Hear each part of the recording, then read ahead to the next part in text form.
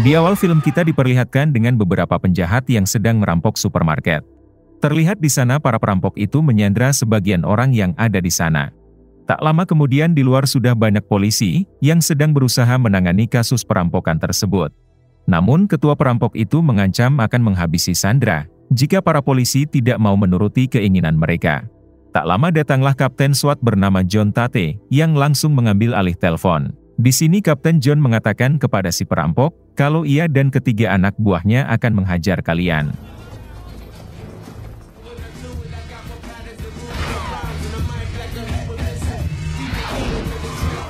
Saat itu juga Kapten John dan ketiga anak buahnya masuk ke dalam. Terlihat Kapten John yang langsung mendatangi si ketua perampok, bahkan ia tidak segan-segan menghajar penjahat itu sampai tewas, meskipun banyak properti yang harus rusak atas kejadian itu.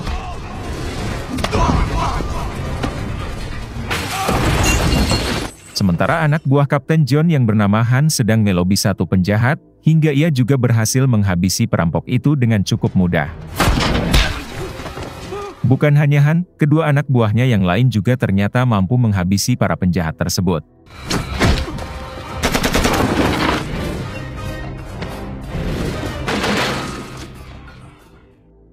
Esok harinya di kantor polisi, Kapten John mengatakan kepada anak buahnya kalau atasan mereka ingin bertemu. Kapten John dan yang lain yakin kalau si atasan pasti akan menaikkan jabatan mereka, akibat aksi mereka kemarin. Namun ketika bertemu dengan atasannya, mereka semua malah dimarahi. Hal tersebut dikarenakan banyak sandera yang terluka, dan supermarket mengalami banyak kerusakan properti yang mengakibatkan kerugian sangat besar. Tugas Kapten John dan anak buahnya adalah menangkap perampok, bukan malah menghabisinya. Oleh sebab itu si atasan akan menghukum mereka dengan membebas tugaskan tanpa digaji, dan wajib mengikuti pelatihan pembebasan sandera yang benar. Dismissed.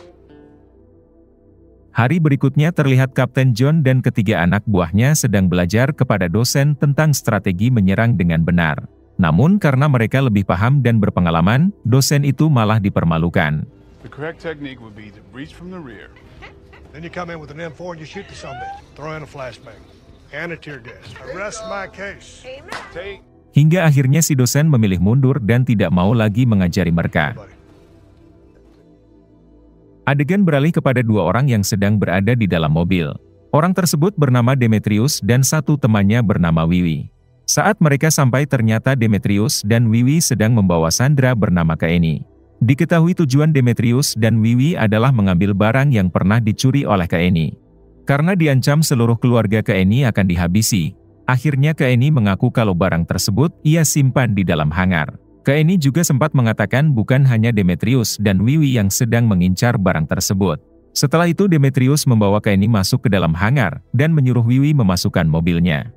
Sesampainya di dalam, Demetrius langsung memaksa Kaeni memberitahu di mana letak barang tersebut. Namun tak lama kemudian ada sebuah mobil menghampiri mereka hingga saling menodongkan senjata. Orang tersebut bernama Dodi beserta satu anak buahnya. Ternyata Dodi dan anak buahnya juga menginginkan barang yang disembunyikan Kaeni. Mereka terus menodongkan pistol, hingga akhirnya sepakat untuk melakukan diskusi. Namun saat itu juga mereka dibuat kaget setelah mendengar suara sirine polisi yang mendekat ke hanggar tersebut. Hingga pada akhirnya mereka memutuskan untuk bersembunyi di belakang. Ternyata suara sirine polisi itu berasal dari kelompok Kapten John yang akan melakukan latihan pembebasan sandera. Sesampainya di sana mereka pun masuk, lalu naik ke atas sampai melakukan tembakan sebagai upaya porsi latihan.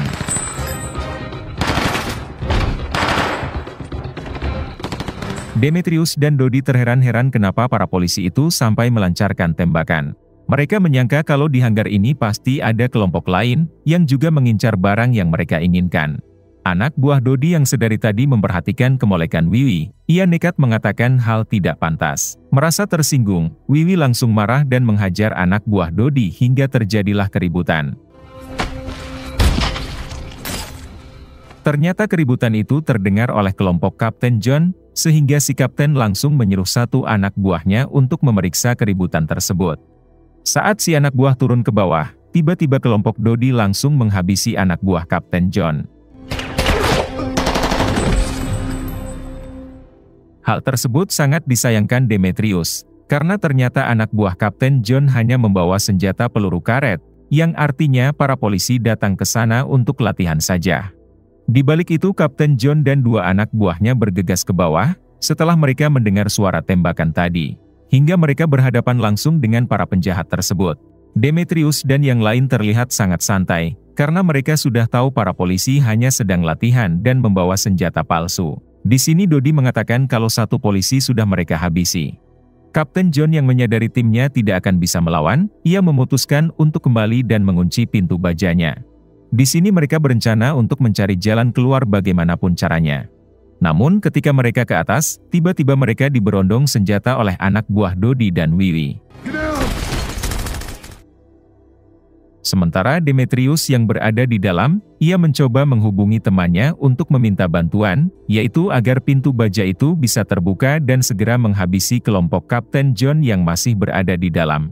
Tak lama datang Wiwi dengan membawa mobil polisi milik kelompok Kapten John. Wiwi sengaja mengambil perlengkapan di dalam mobil, agar Kapten John dan anak buahnya tidak bisa berkutik.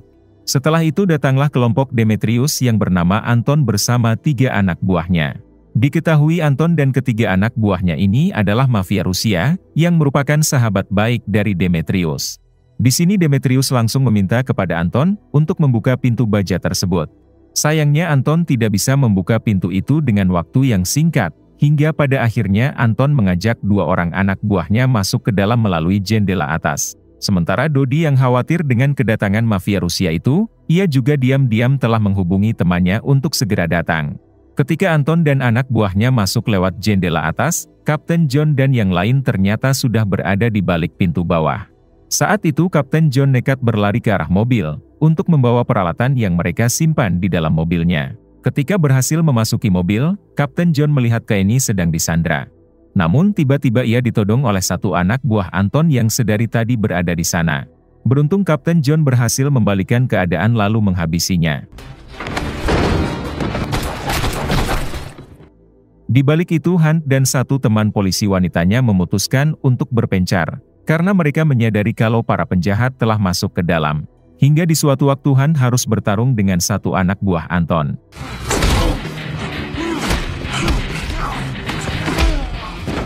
Beruntung Hunt mampu dengan mudah mengalahkan orang tersebut. Kembali ke Kapten John dan Kenny, yang berhasil dipergoki oleh para penjahat tersebut. Saat itu juga Kapten John memutuskan kembali masuk ke dalam dengan membawa Kenny. Sementara si polisi wanita yang berada di atas harus berduel dengan Anton. Anton yang berpostur tinggi besar, tentu dengan cukup mudah mampu melumpuhkannya. Hingga saat Anton akan menghabisinya, tiba-tiba datang Kapten John dan terjadilah perduelan kembali.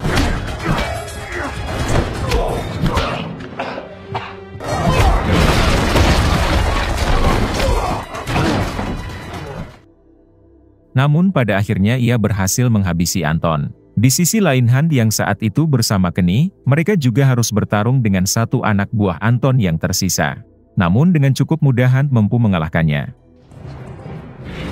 Setelah semua berkumpul, Hunt sempat bertanya kepada Kapten John siapakah ini sebenarnya. Kapten John menjawab kalau Kenny ia temukan sedang disdara di dalam mobilnya.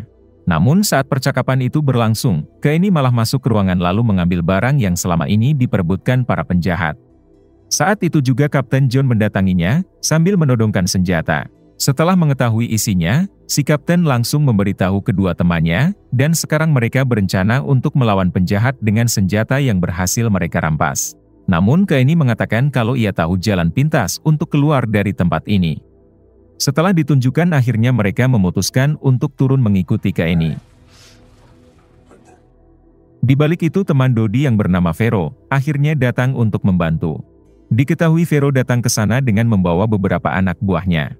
Setelah tahu duduk permasalahannya, Vero naik ke atas lalu masuk ke dalam. Singkat cerita Vero berhasil membuka pintu baja tersebut dari dalam, kemudian ia meminta anak buahnya untuk ikut mencari kelompok Kapten John. Adegan beralih kepada Kapten John dan anak buahnya, yang saat itu tengah menyusuri lorong dengan membawa koper milik Kenny. Setelah cukup jauh berjalan, mereka mendengar sesuatu yang mencurigakan dari belakang. Kapten John langsung memberikan kopernya kepada Hunt, lalu menyuruh mereka untuk lanjut sementara dirinya akan memeriksa suara tersebut. Setelah cukup jauh berjalan, Kapten John tidak menemukan apapun di sana. Hingga saat hendak kembali tiba-tiba ia dilumpuhkan oleh Vero. Kemudian Vero menyerahkan Kapten John kepada Demetrius dan Wiwi, lalu ia kembali untuk mendatangi yang lain. Di balik itu ternyata Hunt dan yang lain juga berhasil terkepung oleh kelompok Dodi. Singkat cerita setelah dikumpulkan, Dodi sangat senang karena kini barang yang ia cari telah berada di tangannya. Dodi juga sempat bertanya kepada Vero, di mana anggota polisi satunya. Vero menjawab kalau Kapten John telah ia berikan kepada Demetrius dan Wiwi. Saat Dodi hendak menghabisi mereka, Hunt mengatakan kalau Dodi lupa membuka isi kopernya. Hingga saat dibuka ternyata koper tersebut sudah kosong. Kemudian Dodi langsung menghubungi Demetrius yang saat itu tengah menginterogasi Kapten John.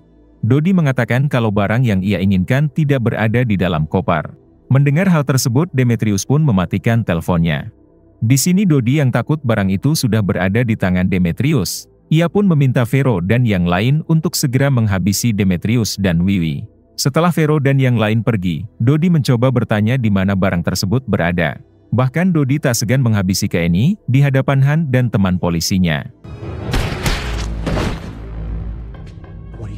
Hunt yang takut rekannya akan dihabisi, ia langsung bersedia mengantar mereka ke tempat barang itu disimpan. Diketahui kalau Hunt telah menyimpannya di sebuah lorong ketika tadi berpisah dengan Kapten John. Saat itu juga Dodi memerintahkan anak buahnya untuk mengikuti Hunt ke dalam lorong tersebut. Di sisi lain Anton dan anak buahnya mendatangi Demetrius untuk segera menghabisinya. Ternyata saat itu Demetrius sedang bersembunyi di balik mobil kepolisian. Demetrius yang menganggap Kapten John bisa membantu, ia pun melepaskannya lalu berusaha kabur dengan mobil kepolisian. Hingga pada akhirnya terjadilah tembak-tembakan disertai kejar-kejaran.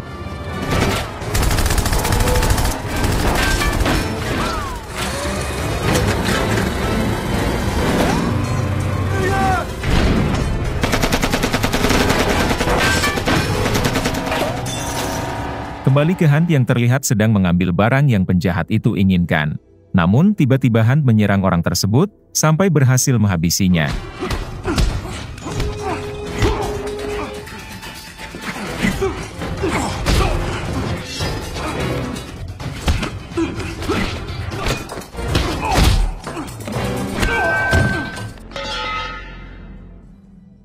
Setelah itu Hunt kembali ke atas, lalu menodongkan senjata ke arah Dodi. Hunt pun berhasil menunjukkannya, dan mereka akan mengikat Dodi di sudut ruangan. Hingga tak lama kemudian Kapten John menabrakkan mobilnya ke dalam. Kemudian terjadilah baku tembak dengan Vero dan anak buahnya.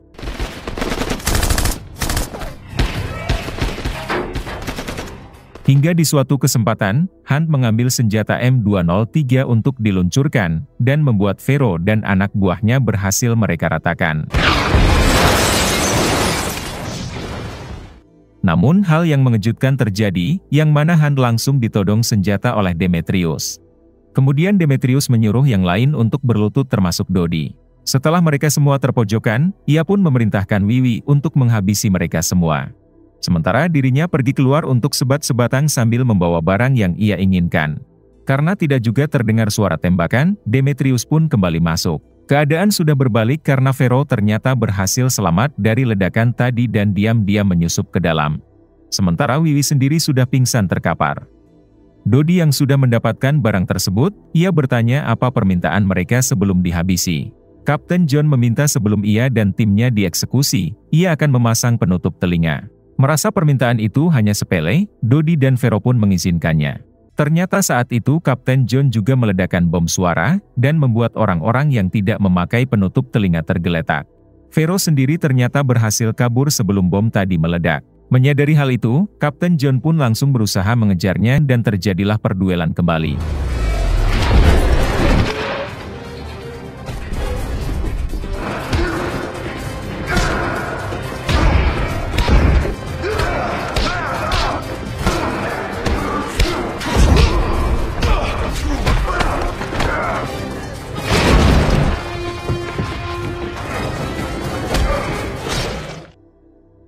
Namun pada akhirnya Vero berhasil dihabisi.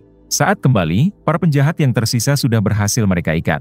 Kemudian mereka hanya bisa melamun, karena atasannya pasti akan memecat mereka setelah mengetahui kekacauan yang barusan terjadi. Ditambah satu anggota juga harus gugur di peristiwa ini. Singkat cerita, setelah bertemu atasan, Kapten John dan yang lain sudah pasrah kalau mereka akan dipecat.